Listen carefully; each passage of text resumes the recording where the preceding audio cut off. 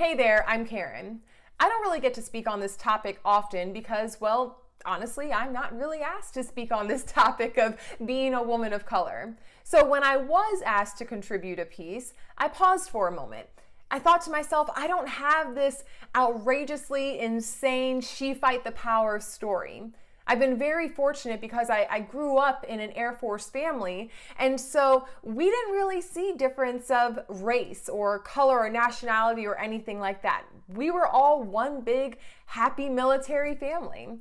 And also, being a woman, well, I didn't see those lines either because I grew up where I had friends, a great group of people mixed of girls and guys, and we were treated equally. So again, I never really thought about being a woman or a woman of color or how this places me in society. I guess you can say that I've never really been treated differently because I am a woman of color.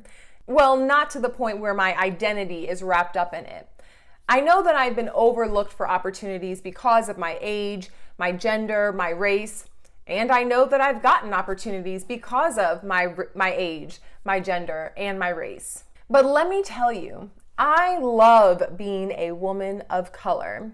We are beautifully complex, and we have a depth to us that many people don't understand. So let me break it down for you.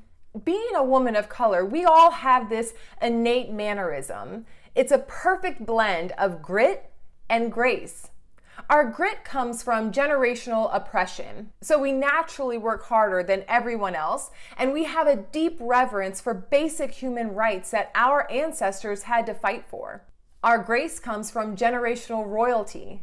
We are poised, we are divine, we are queens. Our resilience is unmatched because we are seen as the least and most definitely the last in power unless we overcome everything that is in our way or trying to hold us back. This is why our determination is incredibly and outrageously strong. We're no stranger to hard work.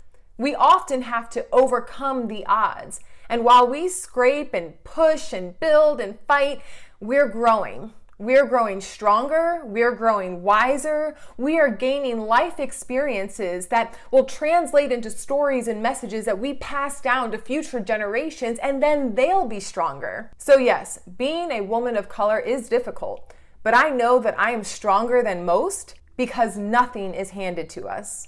I once read this article that said, while white women are encouraged and expected to marry up, into a wealthy family or marry a man of status, and the key words there, expected and encouraged, the article continued to say that if a minority woman were to marry a man who's well off, that she would be seen as and labeled as a gold digger. I think that's really sad and unfortunate because that's not what I see. When I look around, I see my sisters who are gold diggers. We are astronauts, athletes, scholars, CEOs, supermodels, teachers, doctors and nurses, first ladies, mayors, senators, state attorneys. My point is, on the outside, you may see a woman or a woman of color, but that is not my identity. For all of us, our identity is not a box that we check on an application or on the census. Our identity is who we are. It's our character, our values, the way we serve others, the way that we treat people, the talents and abilities that we bring to our job or our communities. So I encourage you to not let an identity of race or age or gender or religion or anything hold you back from being your best self.